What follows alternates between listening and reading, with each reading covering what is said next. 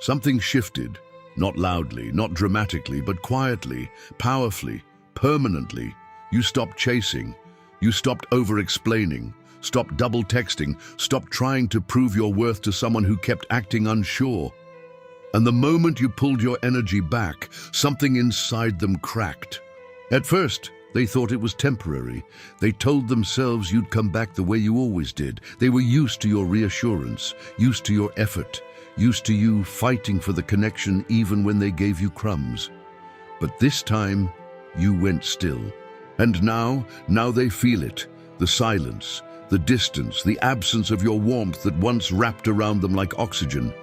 You didn't create chaos, you created space.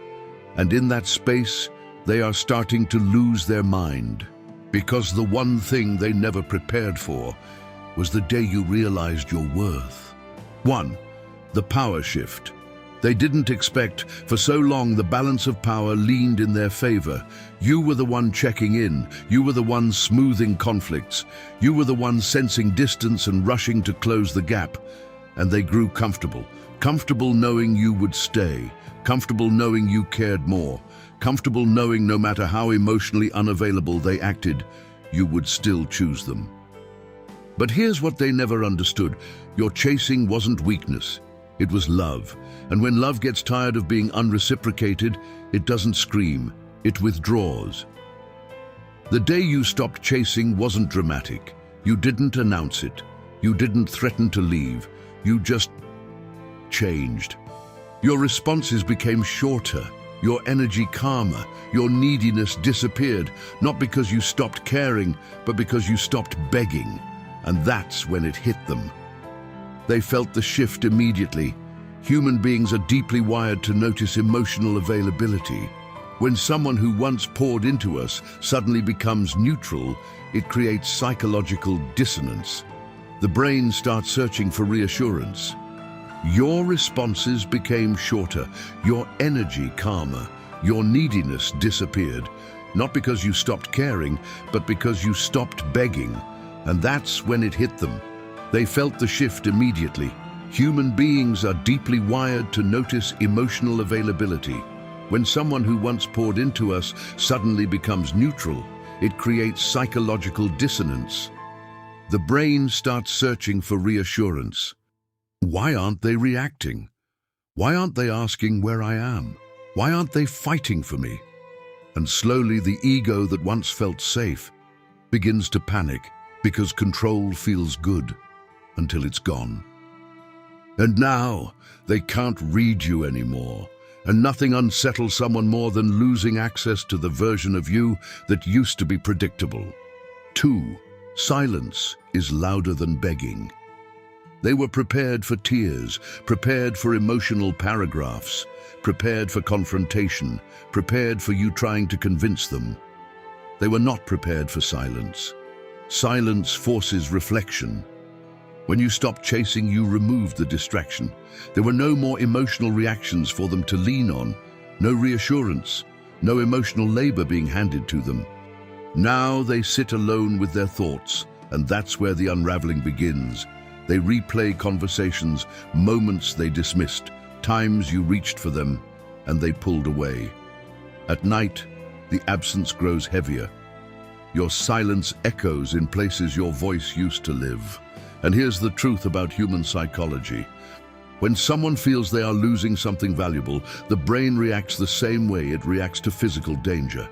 Anxiety spikes, cortisol rises, urgency builds. You were once accessible. Now you feel distant, and distance activates fear. They start checking your social media, reading into your tone, overanalyzing your calmness. Because calmness from someone who once fought for you, that's terrifying. Your silence is no longer peaceful to them. It's threatening. Hey, the ego versus the heart war. Inside them, a war is happening. Their ego says, don't reach out. Stay composed. Let them come back. But their heart feels the loss. The ego is addicted to control. The heart is addicted to connection. And when you stopped chasing, you removed the ego's comfort. Now they feel exposed. They wonder if you're moving on, if someone else is giving you the attention they once took for granted, if you've emotionally detached for good. Jealousy begins creeping in, not necessarily because someone new exists, but because the possibility does. And the possibility is enough to shake them. When you were chasing, they felt secure. When you became still, they became insecure. Because suddenly, they are the one unsure. And uncertainty feels unbearable when you were once certain of someone's devotion. Or the realization phase. At some point, panic turns into realization. They start to understand something they never fully saw before. You weren't chasing because you lacked options. You were choosing them. There's a difference. And now that your energy feels self-contained, grounded, unbothered, they see your value clearly. Not because you changed your worth, but because you stopped proving it. People often don't recognize emotional security until it's removed. You were safety, you were effort, you were consistency.